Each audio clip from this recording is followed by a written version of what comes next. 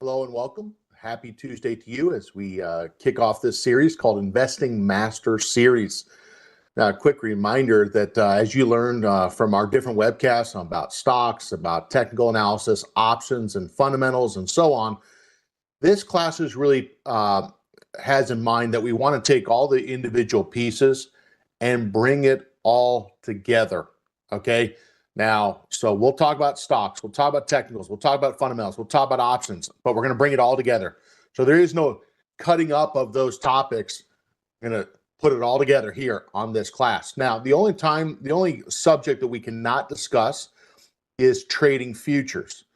That will be done on Thursday morning at 9:30 a.m. Eastern. So check that out. But if it's on stocks, fundamentals, technicals, options, whether it's basic or advanced, it all goes here. And we want to talk about how to bring it together, okay? Not just kind of have a little snippet or a little piece of the puzzle. This goal here is to actually bring it all together. So let's go ahead and kick it off. We welcome everyone here. Today we have Michael Fairborn in the chat. We welcome him. Let's go ahead and kick it off here. Now, remember when we talk about options, we'll talk about stocks too.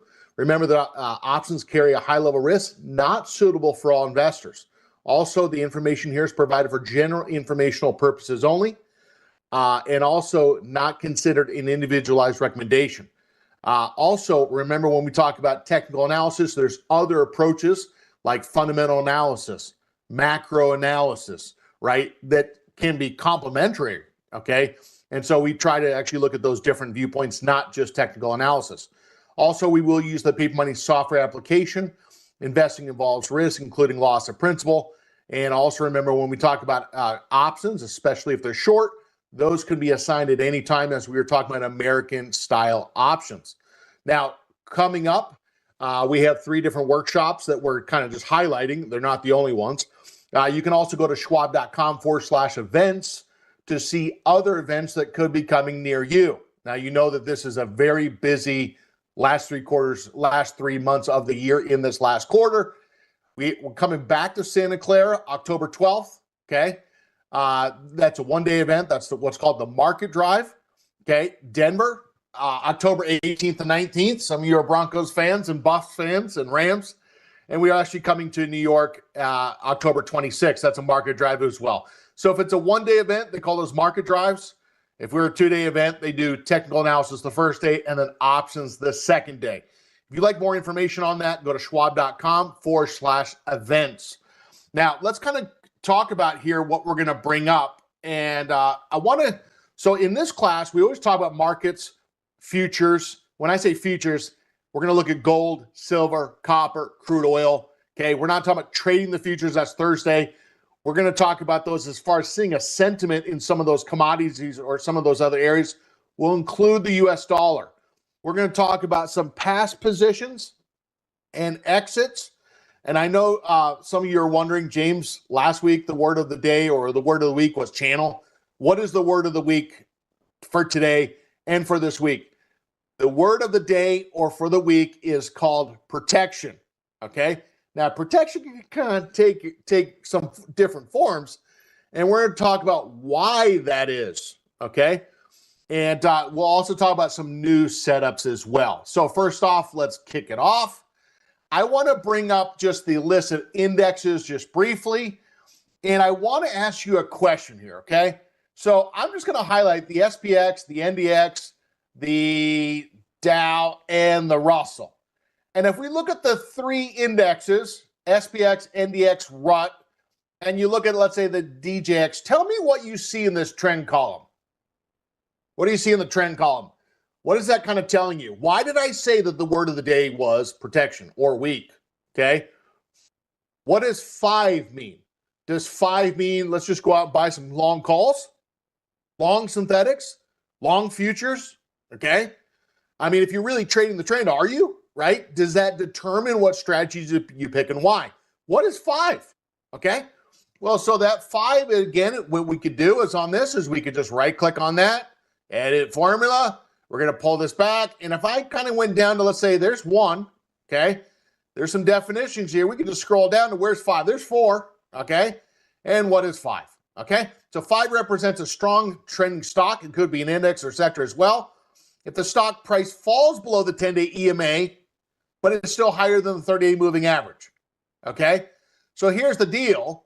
If we're falling below the 10-day EMA, the significance is losing momentum. That shorter-term trend is starting to fail. Now, what is 4? We saw that the Dow Jones was number 4. What is that number 4? Well, if I could just use it, read, okay? It's up against resistance, okay? Maybe showing some signs of weakness. Now, I'm going to ask you point blank, okay? So you can see it all you want. It doesn't matter what you see. It matters what you did with what you saw. So if we're seeing kind of some momentum slowing, if we're seeing, let's say, some levels of resistance on the Dow, what type of strategies are we probably going to consider here today?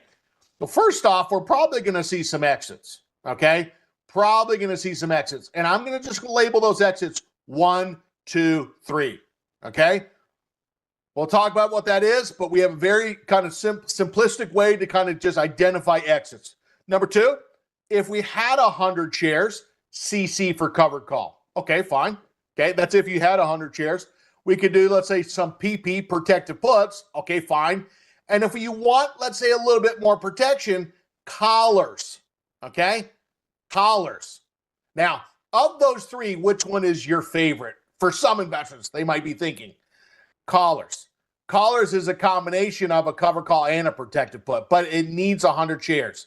So I'm going to asterisk. We need 100 shares, asterisk that. We need 100 shares there, asterisk that. You do not need 100 shares to do a protective put, but probably need at least 40 shares, okay?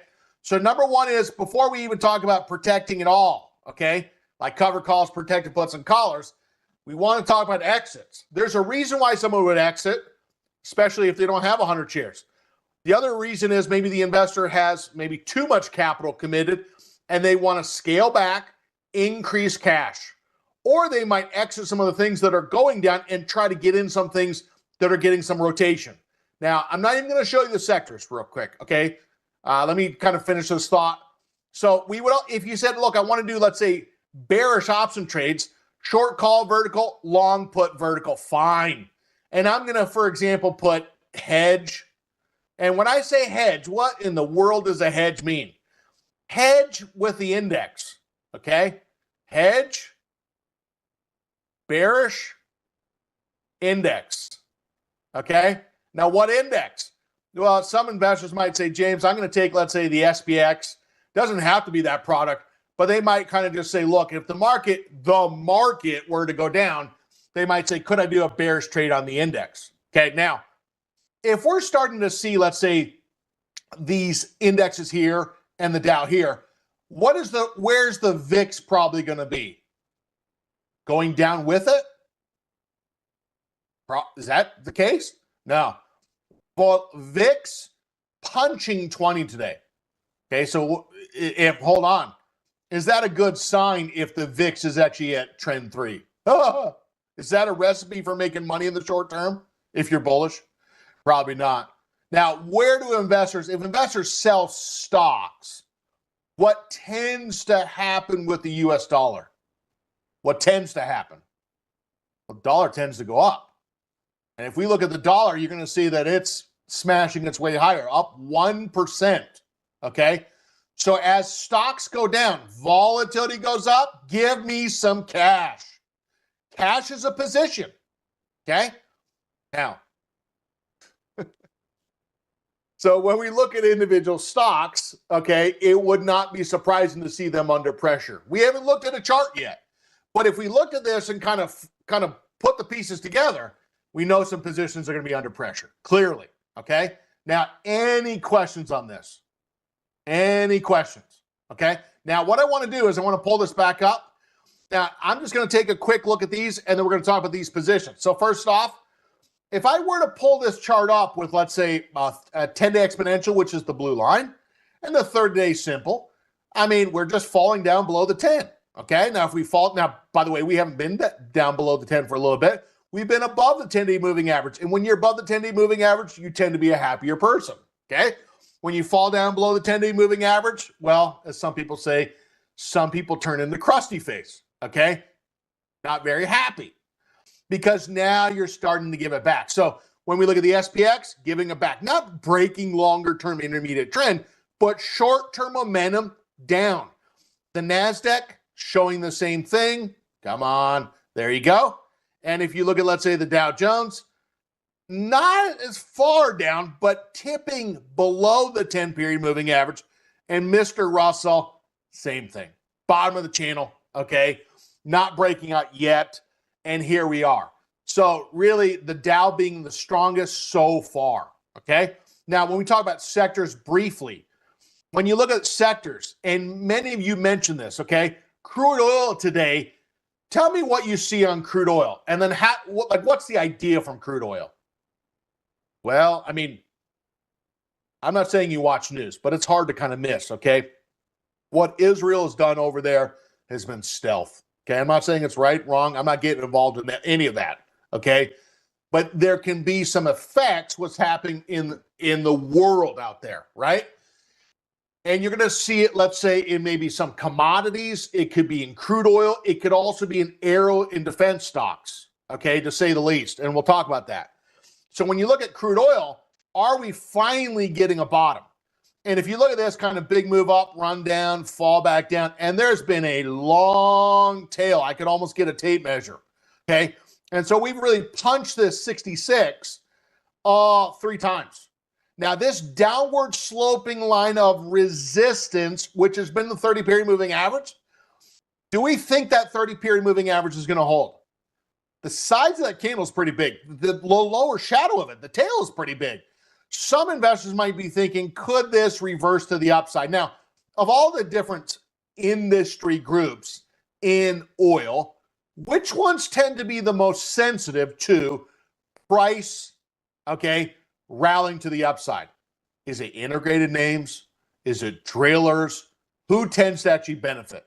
Now, one of the first examples that we're going to look at here, okay, is I'm going to bring up kind of with crude oil, I'm going to bring up an example. And I want to now integrated names. When we say integrated, you might say, I don't even know what that is, okay? Integrated is they literally drill for it. They sell at the gas pump and so on, okay? They do everything, okay? Now, and by the way, Exxon and Chevron and ConocoPhillips, those would be integrated names, okay? Now, there's some companies that just do the drilling part, okay? Now, the first example that we're going to look at in a bullish example is ExxonMobil. Now, if I back this chart up for just a sec, look, the trend hasn't been horrible. It's not been horrible. If you look at, let's say, Chevron, that one has really been more horrible in terms of it's coming off the low. And you look at Exxon, it's been more bullish, okay? Series sideways, but we're now kind of wondering, can this level of resistance hold there? 119.5, okay? Oh, come on, Sherry. Okay, I'd call her Sherry.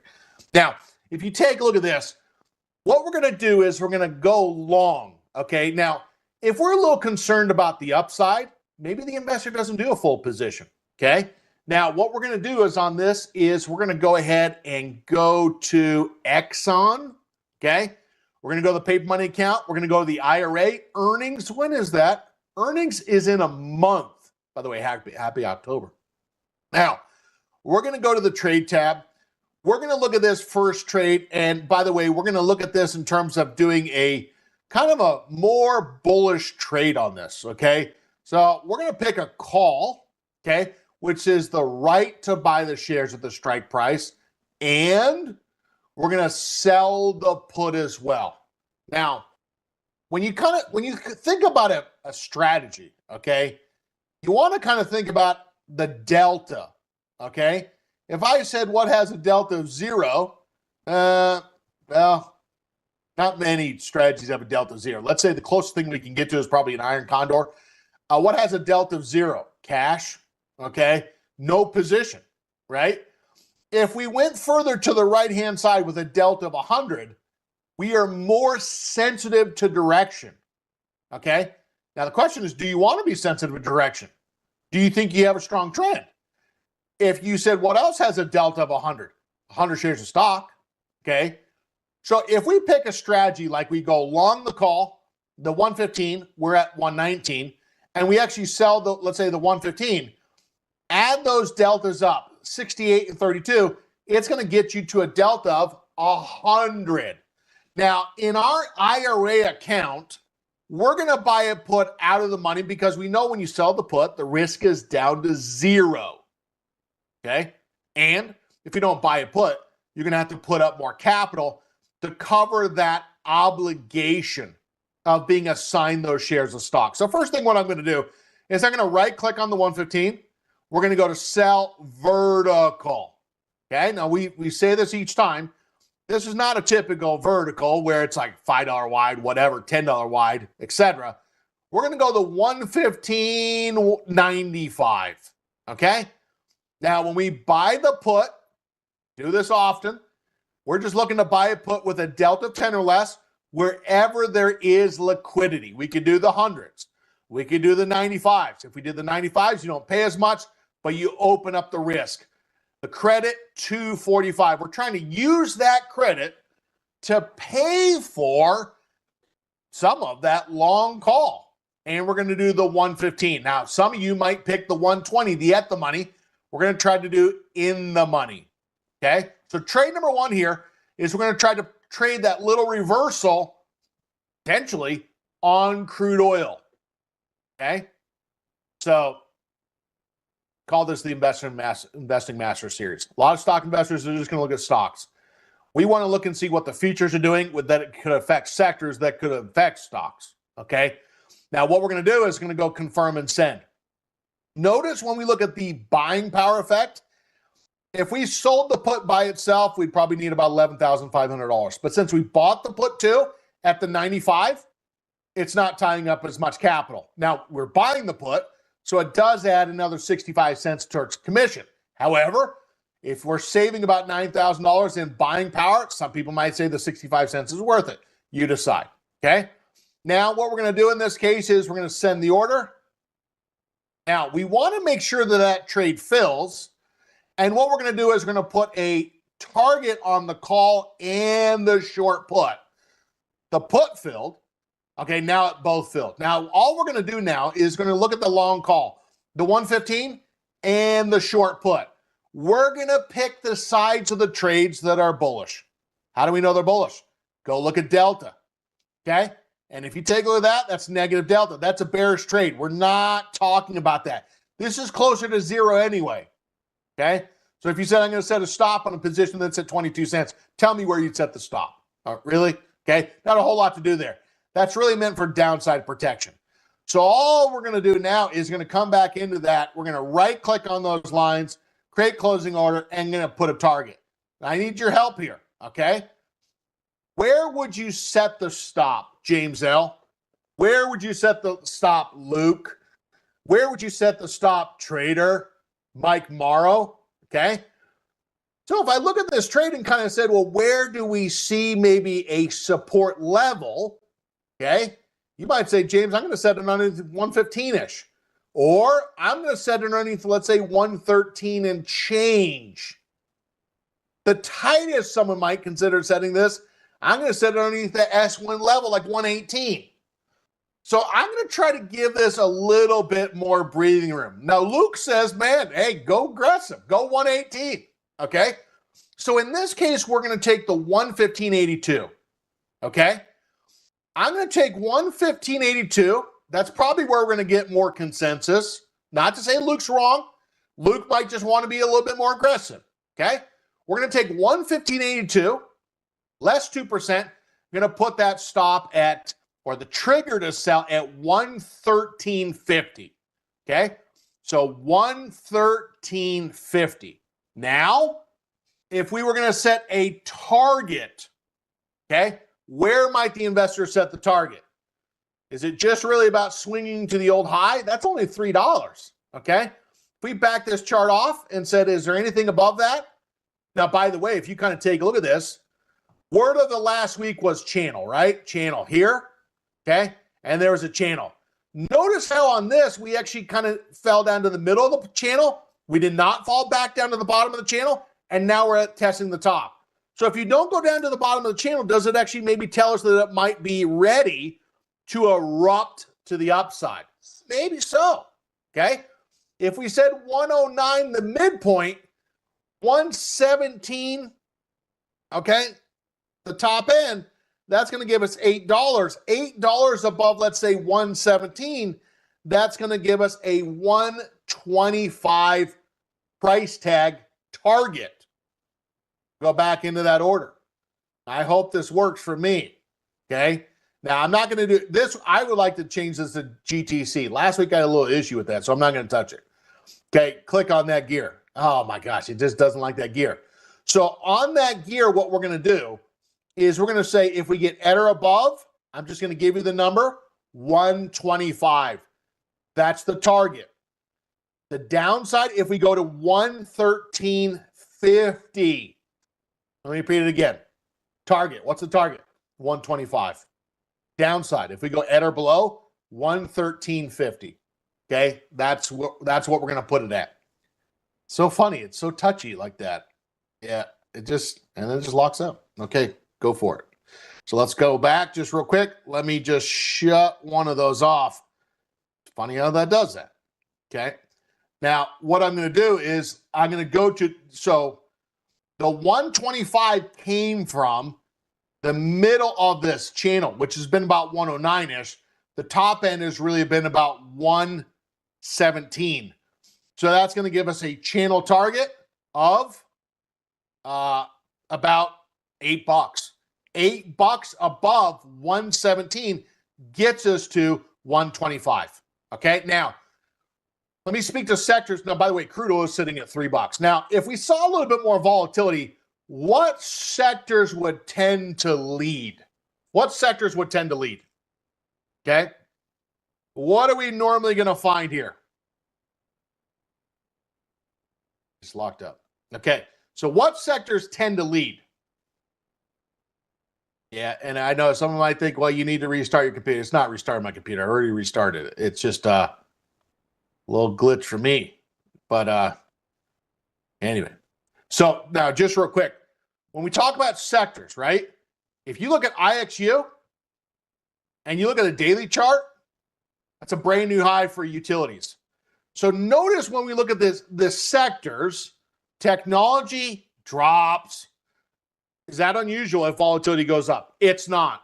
When you take a look at, let's say, discretionaries, if volatility goes up, where does discretionaries tend to go? Tends to drop.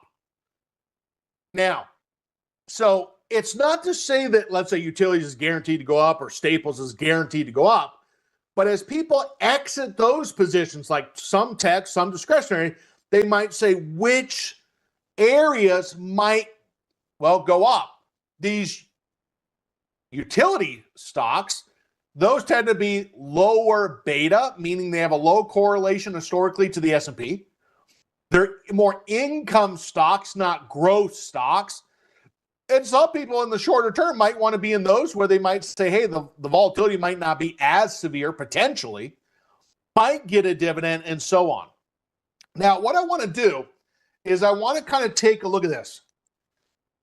Yeah, I've done that, David. I've done that. And yeah, I could speak to more, but I won't. Okay. Silence cannot be misquoted, so I won't go there. Okay. Now, if I take a look at this, one of the stocks, let me just kind of show a couple stocks. Now, PEG has been one of the stocks. Now, they've done a couple price increases, I believe, on the great state of California. Those Californians ain't having that. Okay. But notice actually when the consumer is paying the bill, and maybe those profits are above maybe required returns, that stock tends to sometimes go up. PEG might be one of the stronger ones, okay? If we're talking about utilities. If we're talking about, let's say, a stock like NE, which we would include in there, it kind of looks like it's more of an ascending triangle. Do you agree or disagree?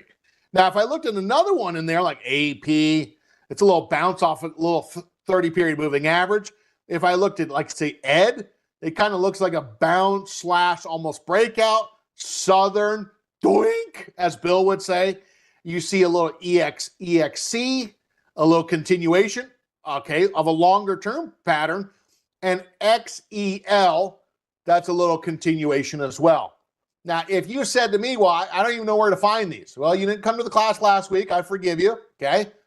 If I go to Market Watch and visualize, it wouldn't take a whole lot to really see the utility space. And you don't need to run a search.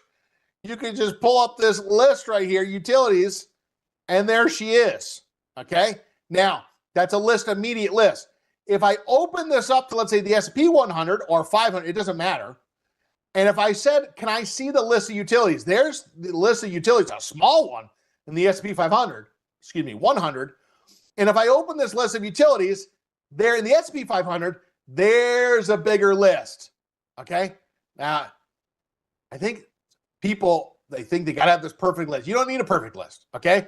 You just need something to actually just give me a list to begin with. If you want a bigger list, S&P 500. Okay. Sure.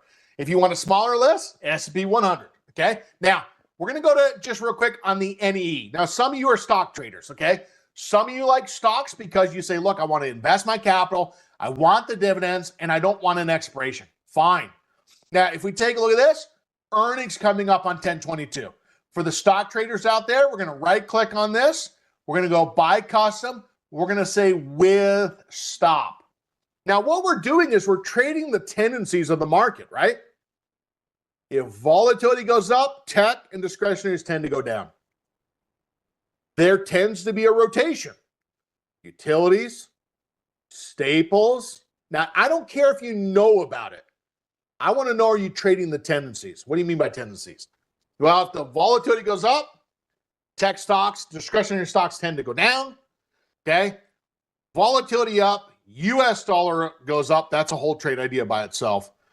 And we tend to see rotation to utilities, staples, real estate, healthcare, non-biotech. Is it a guarantee that all those areas are going to be going up? No, but those would be areas that you would be looking at. These are patterns, okay? Now, what I'm going to do is I'm going to go with stop, okay? Now, if I take a look at this, what I'm going to do here is I'm just going to set the stop underneath where that last low area was. This last low is really tight to where we are. If we want to try to let that trend go, probably be setting the stop underneath 82.33. If I type in 82.33, which is where the 30 period moving average is right now, less 2%, it's going to give us, okay, trade number 2, 82.33 times 0.98, 80.68. Okay. Now, what you're now going to see is this is going to give us the stop. Okay. Stop. Now, the question is also, is there an upcoming dividend? The last dividend was August 30th. We don't see a dividend here. Okay. That dividend is going to be somewhere right around November 30th. So I'm not really counting on giving the dividend per se. If we stay in it that long, if it can stay above the support level, hey, maybe. Okay. But that's in about 2 months here. So we're at second trade here. Okay. Is we're going to go 80.68, stop, dated GTC. Okay. So trade 2, buying the shares in NEE, and we'll do 100 shares. That'd be fine. Matter of fact, on the IRA, we could take 200 shares. Easy. Okay. Stop, sitting at 80.68. Okay. Now, I want to kind of go speak to just real quick real estate. Okay. IXRE. Question from Dragon Rider 108. Okay. Is real estate really moving? The industry group or sector, I should say, is it really bouncing? I don't know if I'd say that, but there are some stocks in there that are getting a little bounce. I'll just give us one vowel, O, okay? Doink. There's a decent bounce. So just like with anything, is sometimes the sector isn't moving yet, but there are some leaders in the space. Trade number 3, okay, might be, let's say, a real estate stock. Now, this is a REIT, real estate investment trust. There's risk with that. Be aware of that, okay? I'm not going to go down that path. Now, I want to go back to just real quick what we saw in terms of the energy space, okay? And I want to kind of go back to speaking about this for our third trade example here, okay? Now, the comment is, what's the expiration for this? Easy answer. There's not an expiration. There's no strike. And if you don't have an expiration and strike, it's a stock trade. Wait, I thought this was all the trades that we do here are options. No, that's not true. Okay, never's been like that. Okay, now maybe the 50, probably 60, 40, 70, 30 options of stocks, but sometimes we're just going to trade the straight stock. Okay, now what I'm going to do is I'm going to come back to this, confirm and send. Okay, and notice how that stop works. They're saying with stop orders, there's no guarantee. What it actually fills at will be at or near the activation price. So what's the activation price? That is, okay? The execution price is what it fills at. Just because we have a stop at that price does not guarantee it's going to exactly get filled at that price. We have to get matched to a seller, okay? We have to get a fill price. So we're going to go ahead and send that order, and there it is. Now, what I'm going to do is I'm going to go back to that list of the S&P 500, okay? When we look at, let's say, the S&P 500, there's a couple stocks in here near the top. So first off, is this surprising to you? Lockheed Martin. Now, remember, if you've been watching news at all, and I don't watch news a ton, okay, but it's hard not to kind of see it, okay? Is this surprising with what we're seeing kind of in the world that Lockheed Martin shoots up again? Now, is it just Lockheed Martin? Now, Lockheed Martin, we're really talking about a company. If I go to Lockheed Martin and say, what did they do? Aerospace company. Development, manufacture, integration, technology systems, okay? Aeronautics, missiles, and fire control. My gosh, that kind of seems like some countries have been pretty good at using those missiles and fire control, and drones, for crying out loud. Now, if I came back into this market watch and we said, look, that's in the industrial sector, okay? Companies, example given, like Lockheed Martin, you get Raytheon in there as well, okay? I'm also going to include, if I looked in the S&P 500, a little bit bigger list of that. And if I looked at this list and said industrials, which ones are going up today, okay? Well, the one we already pulled up, LMT. Raytheon, we already mentioned. Northrop Grumman, okay, is also, those are probably 1, 2, 3s in that list as far as strength-wise. LMT, there. NOC, Doink. And if we actually take a look at, let's say, the Raytheon right here. Now, I'm going to choose example given Raytheon, okay? Now, some people, here's the deal. Kind of the state of the world is kind of it's sad because, you know, when they use these things, it's, you know, there's a demand for their products, and those products are to protect, okay, the USA, the Canadian, and so on. The problem is the products, okay, why they're protective in nature, they can also be offensive, okay, in nature and cause harm to countries and people and neighborhoods and so on, okay? And that's noted. This is as kind of like personal as saying tobacco stocks or something like that for some investors. Now, some people choose, I'm not going to trade these type of stocks. I don't want to do that, okay?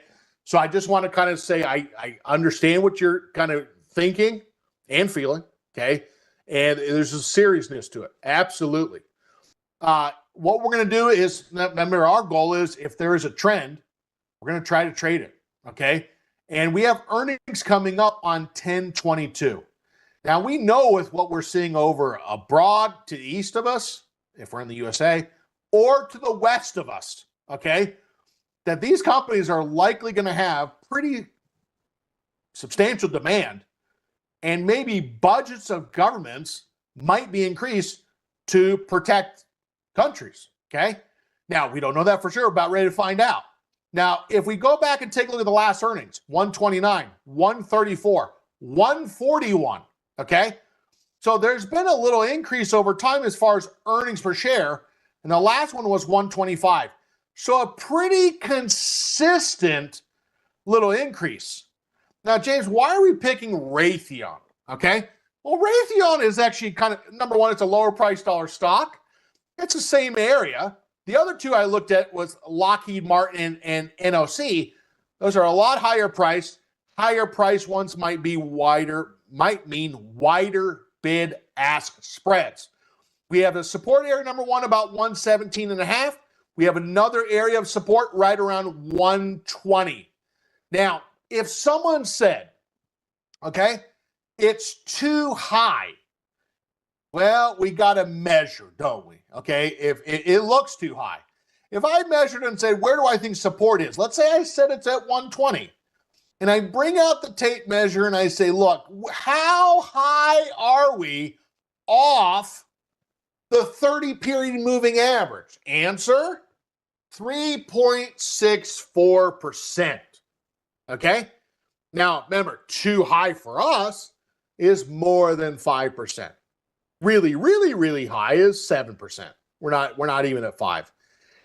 Matter of fact, if you kind of dial this back a little bit, to even get a setup like a bounce, you tend to need to be 2 to 3% off, okay, a moving average to even get a hold or a signal. So if this stock went down just 80 cents from where it is right now, just be 3% off the 30 period moving average, okay? So if you say that's too high, you better measure, okay? So someone might say, hey, I'm going to set like a buy limit order to buy the stock. We're not buying stock. The other way we could do this is maybe what we're just going to do is try to do a position where we think it's going to stay up above a certain price. Now, option number one, if someone says, James, I think support is 120, might look to sell the 120. If someone wanted to actually kind of sell a put that where they think the 117 area is going to hold, they might do that one. Higher probability, less premium, okay? Now, what I'm going to do is going to go back to the trade tab. What I'm going to do here is I'm going to go bring up the options. Now, notice the 18th October with 17 days remaining. Now, remember, this class is talking about stocks, fundamentals, technicals, options. Okay, it all goes. Okay, outside futures. Join us on Thursday. Now, we'll look at futures. We just won't trade futures. Okay. Now, if we take a look at, let's say, 15th November, we need 20 days to expiration on the monthly options. 18th October, too short. We're going to go to the 15th November, and we're going to go over here to the put side. We're going to go look to sell the 120, okay? Now, let me just explain this delta because there's people that kind of maybe have it a little confused, okay? The delta is really the change in the option price given a $1 change in the stock price. It's not absolute. It's the approximate change. We know that the change of the stock price is not the only thing that affects the delta, okay? There's other things like time and volatility that can also affect it, okay? It gives the approximate change. In the short term, the stock goes down $1, the option would increase by approximately 33 cents, okay? The other reason they actually use that, give it an approximate measure to be in the money at expiration, a dual meaning. Now, you could pull out a couple industry-known resources, and it's pretty consistent, okay, on a dual meaning, okay? But delta, the first point we actually brought out, well, there you go. There's your fair and balanced comment, okay? We're going to right-click on that, sell, and we're going to go to vertical, okay? Now, what we're going to do is we're going to sell the 120. For the 15 November expiration, and we're going to buy the 100. Okay, now wait, what does that do? Well, if you sell the 120, what do you think is going to happen? You think the stock's going to stay above the 120, okay? What are you buying that 100 for? Well, you're buying the 100 because you think the stock, you want downside protection. You sell the put, the obligation to buy. You buy the put, the right to sell. So from 120 down to 100, it's $20, less a credit of $258, okay? And so what is that going to do? Well, it's going to give us a buying power reduction, or what's the risk? Of $17.42. So if the stock went to zero, given this wider vertical, well, the most you could lose, given the vertical, is $17.42. Now, the most we can make, there's a cap gain here of $258. Now, if we said to ourselves, well, is this trade, does it have positive theta despite the buying of the put? Good question. Analyze the trade, bring up the risk profile. What do we have here? We pull this up and said, does it have positive theta? It does, okay? 3.42. Now, remember, the risk whenever you sell a put or whether you do a covered call, well, it's going to be negative vega, okay? And so let me repeat that. When you do a covered call, whenever you do a cash secured put in or a short wide put vertical, you got to remember is you're exposed to volatility. If the volatility goes up, the strike that you sold could inflate in value, making it more expensive to buy back. And you could have an unrealized loss because volatility is increasing. So that's a risk to those two type of strategies. Okay. Cover call, cash secured put. Now, we could also include with that, this is really a cash secured put, but it has some downside protection. Okay. Now, this is not Chris, you're saying, is it a bull call? No, it's really cash secured put with downside protection. Why do you do that? Well, it's because we don't want to tie up. If I deleted that 100 put, they're going to want us to set aside about $11,750. By buying the 100 put for about 25 cents, we could not have to set aside about $10,000, $11,000 more dollars if we just pay $25, okay, or 25 cents for the 100 put. That is why we're doing that. Okay, good. Okay, good, Chris. Same page. Okay, so I'm going to go ahead and send that order. Now, the thinking that needs to be here is that, hey, we sell this put, we could have the obligation to buy the shares. We don't control that. Someone who bought the put controls the right to exercise. If they exercise, they sell, this account is the buyer. So we don't control that, okay? So we need to kind of be thinking, could the paper money account afford to buy the shares? If the account does buy the shares, okay, does the investor have to hold on to those shares for any length of time? No, they could try to sell them. They need to check the liquidity at that point in time. And do they want those shares? So trade number 3, Raytheon. Now, I just want to kind of say this. If we kind of see this escalation further, Lockheed Martin, NOC, Raytheon, as we mentioned, keep an eye on those. I also want to make mention of the another one that we do not normally talk about, but would be in that same space. Okay? Now, by the way, could the VIX be going up because of what's happening to these? I think that's fair. Okay, I think you could say that. Okay? Geopolitical things. I think that's fair. Okay? And what you're going to notice on L3 Communications, or L3 Harris Technologies, I should say, that's a little continuation as well. Now, we know the last point I want to make is when you have these big green candles, that does not mean the next day or the next day after that, you can't get a red candle that might be closer to the breakout. So the areas that I want us to focus on to consider is number one is the rotation from tech discretionaries to utilities.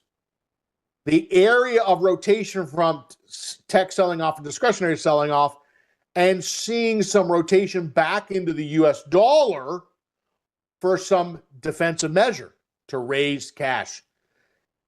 That defensive posture could actually then go into utilities, go into staples, look at Coca-Cola. It can also, as we've seen here and talked about, it could also go into some of these air defense stocks as people think that maybe things geopolitically are breaking down or just further going in the wrong direction. Okay? Now, I'm out of my time here today. If I said any other 2 stocks, I'd probably say O'Reilly's and AutoZone. Keep an eye on those as well. Okay? Now, your homework is to kind of think about the rotation that we're seeing.